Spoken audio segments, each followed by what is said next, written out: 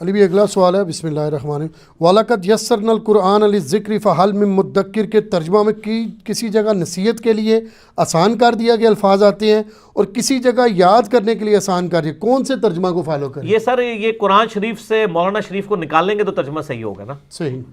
پہلی بات ہے آپ نے بسم اللہ پڑھی، بسم اللہ سے زیادہ ضروری اعوذ باللہ پڑھنا ہے۔ سورۃ النحل میں آیا کہ جب بھی قرآن کی تلاوت کرو تو اعوذ باللہ من الشیطان الرجیم پڑھ لیا کرو، شیطان مردود کے اگینسٹ اللہ کی پناہ مانگ لیا کرو۔ تو سورہ التوبہ سے پہلے بھی اعوذ باللہ پڑھنی چاہیے، البتہ جب سٹارٹ کر رہے ہو تو بسم اللہ کے بغیر پڑھے، اگر بیچ میں سے آپ پڑھ رہے ہیں تو بسم اللہ بھی پڑھ سکتے ہیں سورہ توبہ میں بھی۔ تو ایک میں نے شرعی مسئلہ بھی آپ کو بتا دیا اس میں۔ جزاکم اللہ خیر۔ تو یہ جو وَلَقَدْ يَسَّرْنَا الْقُرْآنَ لِلذِّكْرِ فَهَلْ مِن مُدَّكِرٍ جو قرآن میں آیت ہے، یہ کم از کم 5 دفعہ ریپیٹ ہوئی ہے سورۃ القمر میں۔ ہم نے قرآن نصیحت کے لیے آسان کر دیا تو ہے کوئی سمجھنے والا؟ یہ ہے اس کا مطلب۔ وَلَقَدْ يَسَّرْنَا الْقُرْآنَ لِلذِّكْرِ، ذکر عربی میں کس کو کہتے ہیں؟ یاد دہانی کو۔ جو بھی آپ ذکر کرتے ہیں سبحان اللہ الحمدللہ، اسے ذکر کیوں کہتے ہیں؟ اللہ کی یاد۔ قرآن میں آیا اِنَّا نَحْنُ نَزَّلْنَا الذِّكْرَ وَإِنَّا لَهُ لَحَافِظُونَ، سورۃ الحجر آیت نمبر 9۔ اس الذکر سب سے بڑی یاد دہانی کو ہم نے نازل کیا، ہم اس کی حفاظت کرنے والے۔ یہ یاد دہانی کس چیز کی ہے؟ آخرت کی، اللہ کی یاد۔ صحیح۔ تو جب ذکر کا لفظ موجود ہے، یہ اصل میں 2 نمبری پتہ کیا ہوئی ہے؟ یاد دہانی لفظ جو ہے نا، اس سے انہوں نے 2 مقصد اچیو کر لیے ہیں۔ اپنی پبلک کو بھی گولی کروا دی ہے اور ہمارے جیسے لوگوں کو بھی گولی کرانے کی کوشش کی۔ سر سانو کرا نہیں سکتے، صرف کوشش کر دیو، سانو نہیں کرا سکتے۔ کیوں؟ کیونکہ نام ہے بابی، نام ہے بابی، میں ہوں مسلم علمی کتابی۔ انہوں نے پتہ کیا کیا ہے؟ ہم نے قرآن یاد دہانی کے لیے آسان کر دیا ہے کوئی یاد کرنے والا؟ اس سے ایک عام آدمی کیا سمجھے گا؟ ہم نے قرآن حفظ کرنے کے لیے آسان کر دیا، یہی سمجھے گا نا؟ انہوں نے بڑی چلاکی کی آپ سے۔ یہ یاد دہانی سے مراد ہے کسی کو یاد کروانا۔ میں اگر آپ کو یاد کرنا ہی آیا ہوا تھا، اس کا کیا مطلب ہے؟ میں آپ کو نصیحت کر رہا ہوں، یاد کرنا پچھلی بار تو موٹر سائیکل اتنا تیز چلا رہا تھا تیرا ایکسیڈنٹ ہوا، تو یہ جو میں یاد دہانی کروا رہا ہوں اس کو کیا کہہ رہا ہوں؟ نصیحت۔ نصیحت کے لیے انہوں نے ایڈی مشکل اردو کڈی کہ تاکہ کسی قرآن کو ترجمے نہ پڑھ ہی نہ لیں۔ اور جب ہم یہ کہ آپ نے ترجمہ غلط کیا، وہ کہیں گے جی ہم نے دیکھا نا یاد دہانی کیا ہوا ہے نا، یعنی نصیحت۔ اور عام آدمی سمجھ رہا ہے قرآن حفظ کرنے کے لیے آسان ہے تو ہے کوئی حفظ کرنے والا؟ اور اللہ نے کیا کہا تھا؟ قرآن ہم نے یاد دہانی نصیحت کے لیے آسان کر دیا، ہے کوئی نصیحت حاصل کرنے والا؟ قرآن نصیحت کے لیے دنیا کی آسان ترین کتاب ہے اور اس کا پرائمری مقصد بھی نصیحت ہے۔ باقی جو مسائل ہیں وہ تو عام بندے کی ضرورت، ہر بندے کی نہیں ہوں گے، کسی کسی کے ہوں گے۔ اگر آپ کہیں گے ایک عالم جو ہے وہ مجھے ایمبریولوجی سمجھانا شروع کر دے قرآن سے یا جیولوجی، وہ تو پھر سمجھا بیٹھا، ٹھیک ہے نا؟ لیکن ایک عام آدمی بھی جو اردو پڑھ سکتا ہے وہ آپ کو بتا سکتا ہے قرآن کہتا ہے کہ دنیا کی زندگی عارضی ہے، اصل زندگی آخرت کی ہے، نبیوں کی پیروی کرو، ماں باپ کی اطاعت کرو، اسی طریقے سے زنا سے بچو، چوری سے بچو، یہ سارے کے ساری چیزیں تو عام آدمی بھی نصیحت والی۔ تو یہ قرآن میں یہ جو آیت کا ترجمہ ہے، نصیحت کے لیے قرآن آسان کر دیا۔ مسئلہ نمبر 115 میرا دیکھنے، اور انشاءاللہ یہ محفل قرآن جب ہوگی نا اس وقت یہ ساری انجینئرنگ ہوں گی، یہ والی بھی جو انہوں نے یہ بے ایمانیاں کی ہوئی ہیں، ترجمہ ہی بدل دیا ہے اور ایسا بدلا ہے اٹھو مت بیٹھو پتہ ہی نہ چلے۔ یہ طریقہ واردات ہوتا ہے نا، جیسے بارش شریف میں لکھا ہے قبروں کا طواف تعظیمی حرام ہے، البتہ اگر برکت کے لیے گرد مزار پھرے تو حرج نہیں۔ ہوں کہڑے پاسے جائے بندہ؟ ایک عام آدمی پوچھ لے کہ یار آپ نے جو ہے وہ لکھ دیا ہے جی گرد مزار برکت کے لیے پھیلا جا سکتا ہے، تو اس کو کیا جواب دیں گے؟ اس کو کہیں گے یار پیچھے پڑھو نا، میں لکھا نا طواف تعظیمی حرام ہے۔ الزام لگا رہے ہو علماء ہوتے۔ اور کوئی طواف والا آ جائے کہ آپ نے لکھا جی طواف تعظیمی حرام ہے قبر کا، کہیں گے سر آگے بھی پڑھو نا کہ گرد مزار اگر برکت کے لیے پھرے تو ٹھیک ہے، اٹھو مت بیٹھو۔ یہی کام المہند المفند میں انہوں نے کیا ہے۔ وہ کہتے ہیں رہا بزرگان دین کی قبروں اور سینوں سے فیض حاصل کرنا۔ اب سینے سے پتہ نہیں ٹیکا لگا کے فیض نکالتے ہیں، ٹھیک ہے، کیونکہ اگر ان کی تعلیمات سے حاصل کرنا ہے وہ تو زبان سے بولیں گے تو حاصل ہوگا نا، سینے سے کیسے کوئی چیز نکالی جاتی ہے؟ ٹھیک ہے، میں اس پہ لفظ نہیں بولنا چاہتا، مطلب وہ کوئی انہوں نے دودھ تو نہیں پلانا، ٹھیک ہے، سینے سے فیض کیسے حاصل کریں گے؟ سینے سے مراد یہ ہے کہ وہ جب جفی ڈالیں گے اور سارا علم ٹرانسفر کر دیں گے، وہ یہ کہنا چاہ رہے ہوتے ہیں۔ تو لکھا ہے کہ رہا قبروں اور سینوں سے فیض تو ہم اس کو جائز سمجھتے ہیں، مگر خواص کے طریقے سے، اس طریقے سے نہیں جس طرح عام بندے کرتے ہیں. کتنی بڑی انجینئرنگ کرنے کی کوشش کی ہے، لیکن سر تسی انجینئر تے آئے نہیں ہو، تسی انجینئرنگ کر ہی نہیں سکتے. تواڈے نال انجینئرنگ ہوئے گی انشاءاللہ تعالی 22 نمبر مرتبان دے ذریعے. احمد دیوا تہاڈا شرار بھی سنا دینا ہے 22 نمبر مرتبان والا. اچھا تو یہ کس طرح کہ جب کوئی شخص جائے گا اور کہے گا جی آپ نے کیا لکھ دیا قبروں سے فیض، یہ تو بریلویوں والا کام ہے، وہ کہیں گے سر آپ دیکھیں ہم نے لکھا ہے کہ عام طریقے سے جو ہو رہا ہے نا وہ غلط، ہم بھی اس کو کہتے ہیں. یہ خاص طریقے سے. خاص طریقہ کیڑا ہے وہ میں پھر دسیا ہے. بس میں نے ریسرچ پیپر نمبر 6 لکھا ہے کہ اشرف تھانوی صاحب کے ایک پیر بھائی تھے، وہ ان کی قبر کے اوپر اشرف تھانوی صاحب کہتے ہیں جا کے کہتے تھے اور قبر سے ان کو روزانہ ایک روٹی مل جایا کرتی تھی. میں نے سارے واقعات پھر لکھے ہیں. یہ نہیں بتاتے تھے، ہم نے کہا آپ کے خواص کے طریقے کے آپ کو خواص بتا دیتے ہیں. ریسرچ پیپر نمبر 6 پڑھ لیں کہ آپ کے بزرگ بھی اسی طریقے سے فیض حاصل کرتے تھے جس طرح عوام کرتی ہے. اچھا تو اس میں وہ ایک یہ بھی لکھا ہے کہ قاسم نوتوی صاحب جب کسی قبر پہ جاتے اور کوئی نہ دیکھ رہا تھا تو کہتے ہیں کہ اس بزرگوں کو قبر والے کو مخاطب کر کہتے ہیں حضور ہمارے لیے دعا کریں. سر یہ جو آپ کہہ رہے تھے نا اس وقت ایک بندے نے دیکھ لیا تھا، اس نے کتاب میں بھی لکھ دیا ہے. آپ کی ایک اس نے خفیہ ویڈیو بنا لی تھی. یہ پھر اس نے ہی لکھا ہے جس نے دیکھا ہے کہ جب کوئی نہ دیکھ رہا ہوتا انہیں کہا میرا بندہ دیکھ رہا ہے اور ان کو پتہ نہیں لکھ دینا ہے بھائی ساڑھے گاٹے فٹ ہو جانا ہے، انجینئرنگ ہو جانی ہے. سر یہ ریسرچ پیپر نمبر 6 ہے، قبروں سے فیض کے عقیدے کا تحقیقی جائزہ، ahlsunnatpak.com سے ڈاؤن لوڈ کر کے پڑھیں. تو جب کوئی کہہ دے کہ جناب یہ آپ نے کیا لکھ دیا، وہ کہیں گے جی ہم نے تو لکھا نا خواص کے طریقے سے، یہ تو بریلوی تو مشرک ہیں، یہ جو کرتے ہیں غلط ہے، ہم نہیں اس کو مانتے. میں نے اس میں بتایا کہ انہوں نے لکھا ہے کہ قاسم نوتوی صاحب نے 6 سال کے بعد مرنے کے قبر سے نکل کے دیوبند مدرسے میں آ کے 2 مولویوں کی صلح کرا کے دوبارہ قبر میں چلے گئے. جی یہ خواص کا طریقہ ہے سر، یہ عام آدمی تو سوچ بھی نہیں سکتا.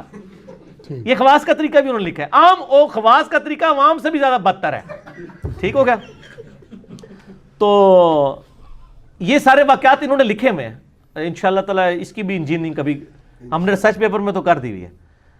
اب اگر کوئی بندہ چلا گیا اور وہ کہے کہ جی آپ تو بزرگوں کو نہیں مانتے ہیں، یہ آپ دیکھیں آپ نے لکھا ہے کہ جی جناب ہم بزرگوں سے یعنی یہ جو عوام الناس طریقہ سے کر رہی ہے غلط ہے، تو اس کو کہیں دیکھیں ہم نے لکھا ہے جائز بھی ہے. ہم بالکل ہم وابی نہیں ہیں. المحنت کا پورا ٹاپک یہ ہے کہ ہم وابی نہیں ہیں، ہمیں وابی نہ کہو. سر اسی بھی وابی بھی نہیں ہے، نہ اسی بابی ہیں، آپ بابی ہیں. آپ کو لکھنا چاہیے تھا ہم بابی ہیں، ٹھیک ہے، لیکن ہم تو نہ وابی نہ بابی، نہ میں وابی نہ میں بابی، میں ہوں مسلم علم کتابی. تو سر یہ طریقہ واردات ہوتا ہے. یہ مفتی منیب الرحمان حافظہ اللہ تعالی جو پچھلے 20 سال سے رویت ہلال کمیٹی کے چیئرمین ہیں، ان کے اوپر میرا ایک یوٹیوب پہ کلپ بھی ہے، مفتی منیب الرحمان کا امام کعبہ پر فتویٰ، لاکھوں لوگوں نے یوٹیوب پہ دیکھا ہے. ان سے جیو کے انٹرٹینمنٹ چینل کے اوپر کسی نے سوال پوچھا کہ امام کعبہ کے پیچھے نماز ہو جاتی ہے. سر یہ کوئی 4 آرڈر ڈیفرنشیل ایکویشن تو اس نے آپ سے نہیں پوچھی تھی، یا اس نے یہ تو نہیں پوچھا تھا کہ زمین کا سرکمفرنس کتنا ہے کہ آپ سوچ میں پڑ گئے. انہوں نے جواب تو یہی دینا چاہیے تھا کہ ہو جاتی ہے نہیں ہوتی، لیکن انہوں نے وہی کام کیا، زومانی جملہ بول دیں. ان کا اگر آپ کا دل مانتا ہے تو پڑھ لے، اگر دل نہیں مانتا تو نہ پڑھے. ہائے صدقے جاواں. لیکن سر اس کی انجینئرنگ میں کرتا ہوں، یہ کتنی معرفت والا جملہ انہوں نے بولا ہے، اس کے اندر کیا قیامت مضمر ہے. اس کا جواب یہ ہونا چاہیے تھا کہ ہو جاتی ہے نماز. اس کا جواب تو یہ ہونا چاہیے تھا یار خانہ کعبہ شریف کا امام ہے پڑھ لو، یا یہ کہہ دو کہ وہ نجدی گستاخ ہے اس کے پیچھے نہیں ہوتی. لیکن جواب ایسے دیا دونوں پارٹیاں خوش. کس طرح؟ جب میں جا کے پوچھوں گا مفتی صاحب آپ کو تو کہنا چاہیے تھا امام کعبہ کے پیچھے نماز ہو جاتی ہے، آپ نے یہ کہا اگر دل مانتا ہے، تو وہ کہیں گے دیکھیں انجینئر صاحب کس کا دل چاہے گا کہ امام کعبہ کے پیچھے نماز نہ پڑھے؟ اللہ نے اس کو وہاں پر امام رکھا ہے، کوئی بدبخت ہی ہوگا کہ وہ نماز نہ پڑھے. تو میں نے یہی کہا ہے، آپ کو سمجھ نہیں آئی. اور اگر کوئی بریلوی چلا گیا اور اس نے پوچھ لیا کہ سر آپ نے اس گستاخ نجدی کے پیچھے نماز کو صحیح کہا ہے، ان نجدیوں کے پیچھے، تو کہا بیٹا میں نے یہ تو نہیں کہا، میں نے تو کہا اگر دل مانے. کس کا دل مانے گا ان گستاخوں کے پیچھے نماز پڑھے؟ جس کے دل میں اتنا سا بھی ایمان موجود ہے وہ کبھی گستاخ کے پیچھے نماز نہیں پڑھے گا. یہ سر یہ طریقہ واردات ہوتا ہے. لیکن ان معرفت کے جملوں کو وہی بندہ پکڑ سکتا ہے جس نے زندگی میں ایک دفعہ جھوم کے کہا ہو نہ میں وابی نہ میں بابی، میں ہوں مسلم علمی کتاب، نہ میں بابوں کا دفاع کرتا ہوں، نہ میں وابی ہوں نہ بابی ہوں. وہ ہمارے وہ شہزاد بھائی نے ایک لطیفہ سنایا تھا. کدھر تھی؟ کراچی تھی وہ شیعہ کی مسجد ایک شیعہ بھائی جو ہیں وہ دیوبندیوں کی مسجد میں نماز پڑھنے کے لیے چلے گئے، تو مسجد تھی وہ سٹانچ قسم کے دیوبندیوں کی نا. اب آپ کو پتہ ہے شیعہ رفع الیدین سے نماز پڑھتے ہیں اور ہاتھ چھوڑ کے، حنفی جو ہے بغیر رفع الیدین کے پڑھتے ہیں اور ہاتھ نیچے باندھ کے.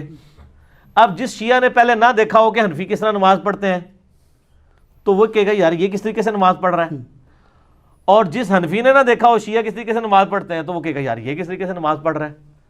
تو وہ بندہ جب نماز پڑھ کے فارغ ہوا تو اس کو 5-6 وہ داڑیوں والے بڑے بڑے وہ پرنوں والوں نے گھیر لیا اور کہا جی اے تو کس طرح نماز پڑھ رہا ہے. کہتا ہے میں بھی تو پوچھنے لگا سر تسی کس طریقے سے نماز پڑھ رہے ہو.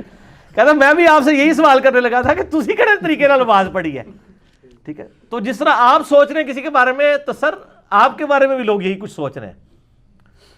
اگر آپ کہہ رہے ہیں نا سوائے ابلیس کے جہاں میں سبھی تو خوشیاں منا رہے ہیں تو سر وہ بھی آپ کے بارے میں یہی سوچ رہے ہیں کہ آپ بھی ابلیس والا کام کر رہے ہیں. دونوں ایک دوسرے کو ابلیس کہہ رہے ہیں. اگل حسام الحرمین میں یہ لکھا ہے کہ یہ واجب القتل ہیں دیوبندی، تو المہند المفند میں بھی لکھا ہوا ہے کہ بریلویوں کے جو بڑے بزرگ ہیں یہ شیطانی لشکر ہے جو ہم پہ حملہ آور ہو گیا. تو دونوں نے ایک دوسرے کو ٹائٹل دیے ہوئے. سر پھر ہم تو پھر آپ کو پتہ نا عزب عالی کرتے ہیں سوالات کے ساتھ. اس کو مجلس اس لیے بنایا تھا کہ لائٹر موڈ میں چیزیں کنوے ہوں، کسی طریقے سے دماغ میں ڈرل ہو اور مرنے سے پہلے پہلے آپ کو بات سمجھ آ جائے. کسی کو کوئی بات سمجھ آ جاتی ہے، کسی کو کوئی بات سمجھ آ جاتی ہے. چھوٹی سی بات لوگوں کو ٹریگر کر جاتی ہے. میں آپ کو بتاؤں میری اپنی زندگی میں ایک چھوٹی سی بات جس نے مجھے ٹریگر کیا. میرے ایک آفس کے کولیگ تھے، نئی انہوں نے داڑھی رکھی، ان کے والد صاحب تعویذ دھاگے کا کام کرتے تھے، تو وہ نئے اس طرف آئے، نماز پہلے ہی پڑھتے تھے. مجھے انہوں نے 5,000 روپے دیا.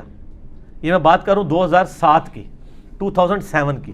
اس زمانے میں 5,000 روپیہ. آج 11 نومبر 2018 ہے. مجھے کہتے ہیں جی میں اب دین کی طرف آیا ہوں تو داڑھی رکھ لیے، لوگ مجھ سے مسائل پوچھیں گے تو آپ نہ مجھے کتابیں دین کے اوپر لا کے دیں، کوئی میں پڑھ لوں تاکہ مجھے مسئلے پہلے ہی پتہ ہوں. تو سارے ہم بھی بابی تھے اس وقت، ٹھیک ہے نا. تو میں نے جناب ان کے لیے بار شریعت خریدی. اچھا جی، اس طریقے سے ملفوظات اعلیٰ حضرت، احکام شریعت، قرآن حدیث نہیں ان کو خرید کے دیا کیونکہ یہ تو ظاہر ڈائریکٹ پڑھنے سے انسان گمراہ ہو جاتا ہے نا. سمجھا کرو نا، تو یہی کہہ رہے ہوتے ہیں نا، ہم بھی یہی کہتے تھے. اچھا تو اس کو کتابیں میں ابھی بھی وہ بھی میرے ساتھ ہی ریورٹ ہوا ہے نا. ابھی ہم ایک دوسرے کا بڑا مذاق اڑاتے ہیں تو میں اس کو کہتا ہوں تم میرے لیے ہدایت کا سبب بنے ہو. ہوا یہ کہ اس ملفوظات اعلیٰ حضرت میں وہ عبارت آتی ہے نا کہ نبیوں کی بیویاں قبروں میں پیش کی جاتی ہیں، ان کے ساتھ شباشی کرتے ہیں، نعوذ باللہ. یہ عبارت نا اس نے کہیں پڑھی تو بیچارہ دنیا دار بندہ تھا، اس نے انڈر لائن کر لی.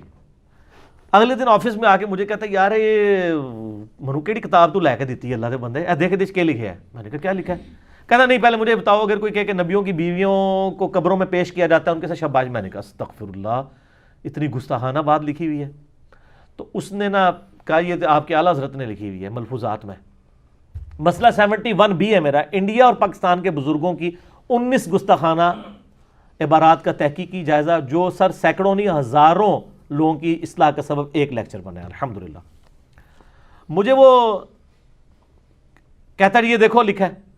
اب جب اس نے کہا نا اعلیٰ حضرت نے لکھا ہے، اب میرے لیے اعلیٰ حضرت سے اختلاف اسی طریقے سے جیسے کیسے کوئی صحابی سے کوئی اختلاف کر دے، اور میں پہلے کہہ بھی چکا ہوا تھا. تو میں نے درمیان کا میں نے کہا یار یہ مس پرنٹنگ ہوگی. وہ کہتا ہے یار مس پرنٹنگ کو چھوڑو، اگر یہ انہوں نے لکھا ہے تو یہ غلط ہے. کہ میں نے کہا غلط ہے، انہوں نے بھی لکھا ہے. بس سر یہ ایک قبولیت کا لمحہ تھا، اللہ نے میری بات سن لی کہ میں غلط کو غلط کہنے کی جرت رکھتا ہوں. جب پہلی دفعہ میرے سامنے آیا میں کتنے دن پریشان رہا کہ یار اتنے بڑے بڑے بزرگ بھی غلطیاں کرتے ہیں. تو میں نے پھر تحقیق شروع کی. اسی دوران میں نے قرآن حکیم کا ترجمہ جو ہے نا پری ڈیٹرمنٹ رزلٹس کے بغیر پڑھنا شروع کیا. آہستہ آہستہ آہستہ آہستہ چیزیں سمجھ آنا شروع کی. اور آج آپ دیکھ رہے ہیں کہ پوری دنیا میں انجینئر ہو رہی ہے. اس لیے نہیں کہ میری کو تعریف کر رہے ہیں، اس لیے وہ کہتے ہیں یار ایک ایڈی شے آ گئی ہے. وہ جو انجینئر کا فطرہ اٹھا ہے نا وہ اہل حدیث تو ہم سے زیادہ پریشان ہے. سر تہاڈی پریشانی بھی نظر آ رہی ہے. تو سر وہ ہر گلی سے جو انجینئر نکل رہا ہے وہ اس لیے نکل رہا ہے کہ ہر گلی میں ایسے لوگ موجود ہیں جن کے دماغ میں ڈرل اور ان کو بات سمجھ آ جاتی ہے. ایک جملہ کسی کی زندگی بدل سکتا ہے. آپ دیکھیں نا اوس اور خزرج کی جب لڑائیاں ہوتی تھی یہودیوں کے ساتھ، یہ جنگجو لوگ تھے، ہمیشہ جیت جاتے تھے. تو یہودی کہتے تھے بچو جی اونٹتے تسی جیت جاندے ہو، جب آخری نبی آئیں گے نا ہم ان کے ساتھ ملیں گے، پوری دنیا کو فتح ہم کریں گے، تو پھر ہمارا مقابلہ تم نہیں کر سکو گے. یہ یہودی ان کو تڑی لگاتے تھے. قرآن میں بھی اشارتاً ذکر ہے کہ اس نبی کے آنے سے پہلے سورۃ البقرہ میں تم اس نبی کے وسیلے سے اللہ کی طرف دعائیں کیا کرتے تھے اس حوالے سے کہ اللہ اس نبی کو جلدی جلدی بھیج. اور آج جب وہ نبی آ گیا تو تم پہلے منکر ہو گئے یہودیوں. اچھا اب جب اوس اور خزرج حج کرنے کے لیے گئے نا مکہ اور مکہ شریف مدینہ شریف سے, وہاں ان کو پتہ چلا کہ ایک پیغمبر ہونے کا دعویٰ کر رہا ہے شخص محمد ابن عبداللہ, اور نبی علیہ السلام بھی مشرکین عرب کے خیموں میں جا کے ان کو اللہ کی بات کرتے تھے. حج کے موقع کے اوپر چونکہ پورے عرب سے لوگ آتے تھے, حضور کہتے تھے چلو یار انہوں نے میری بات نہیں سنی, یہی سن لیں. جس طرح ہم کہتے ہیں چلو یار جہلم کے لوگوں نے سنی, ہم یوٹیوب پہ ویڈیو بنا کے ڈال دیں, تو پوری دنیا نے سن لی. اب جہلم والوں نے بھی دیکھا دیکھی سننی شروع کر دی. اینڈ پہ جس طرح فتح مکہ کے بعد اہل عرب نے بھی اسلام قبول کر لیا, تو نبی علیہ السلام کہتے ہیں چلو یار یہی میری بات سن لیں. اور ابو لہب خبیث پیچھے پیچھے چلتا تھا, وہ کہتا تھا یہ میرا بھتیجا ہے, یہ پاگل ہو گیا, اس کی بات نہ سنو. نبی علیہ السلام پھر بھی ڈٹائی کے ساتھ بات کرتے جا رہے ہیں, پورے ڈٹے ہوئے اپنے اس حق کے اوپر. تو وہاں پہ اوس اور خزرج نے جب سنا نا, انہوں نے کہا یار یہ تو لگتا ہے وہی نبی ہیں جن کے بارے میں یہودی ہمیں تڑی لگاتے تھے کہ ہم اس کے اوپر ایمان لائیں گے اور ہم پوری دنیا پہ قبضہ کر لیں گے. تو انہوں نے کہا پہلے اس سے کہ یہودی ان پر ایمان لائیں, ہم کیوں نہ مسلمان ہو جائیں. وہ ہدایت جو ڈائریکٹلی یہودیوں کی کتابوں میں تھی, وہ انڈائریکٹلی اوس اور خزرج کے لیے اسلام قبول کرنے کا سبب بن گئی, اور یہودی مر گئے. ہائے ہائے ہائے, قرآن کی تفسیر لکھنے والے ایاک نعبد و ایاک نستعین بابوں کو پکارتے مر گئے, ان کا ترجمہ پڑھ کے لوگوں نے اللہ کو پکارنا شروع کر دیا. یہ قسمت کی بات ہے سر. اوس اور خزرج نے اسلام قبول کیا, اور سر رومن اور پرشین امپائر پھر ان لوگوں نے گرائی ہے. اوس کے سردار تھے سیدنا سعد ابن معاذ, جن کے بارے میں بخاری میں حدیث ہے اللہ کا عرش بھی ہل گیا ان کی وفات پہ. غزوہ خندق پہ ان کو تیر لگا تھا نا, عمر سیریز میں سر انہوں نے وہ منظر فلمایا ہے, تو وہ رگ جاری ہو گئی تھی ان کی, تو اسی پہ ان کی شہادت ہوگی. اور سعد ابن عبادہ وہ خزرج کے سردار تھے, جو 155 اصحاب صفا کا کھانا ان کے گھر سے روزانہ جاتا تھا. ٹھیک ہے, حضرت ابو دردہ, حضرت ابو ہریرہ, ان لوگوں کی فائنینشل سپورٹ کرنے والے حضرت سعد ابن عبادہ تھے رضی اللہ تعالیٰ عنہ. تو سر ان لوگوں نے بات کسی اور کو سمجھائی گئی, تبدیلی کہیں اور آ گئی. بک کہاں اور تھی, تبدیلی کہیں اور آ گئی. اس لیے آپ کو کہا جاتا ہے آپ سچی بات کریں تو انشاءاللہ تعالیٰ بات پھیلے گی. ٹھیک ہے جی, اللہ تعالیٰ سے دعا ہے جو حق بات میں نے کہی اللہ تعالیٰ ہمارے دلوں میں راسخ فرمائے. آمین ثم آمین. اگر جس بات میں میرے منہ سے کوئی غلط بات نکل گئی اللہ تعالیٰ ہمارے دلوں سے معاف کر دے, اور ہمیں کتاب و سنت کی تعلیمات پر عمل کر کے دوسرے بھائیوں تک پہنچانے کی توفیق عطا فرمائے. سبحانک اللہم و بحمدک, اشہد ان لا الہ الا انت, استغفرک و اتوب الیک, وما علینا الا البلاغ المبین. جزاکم اللہ خیر.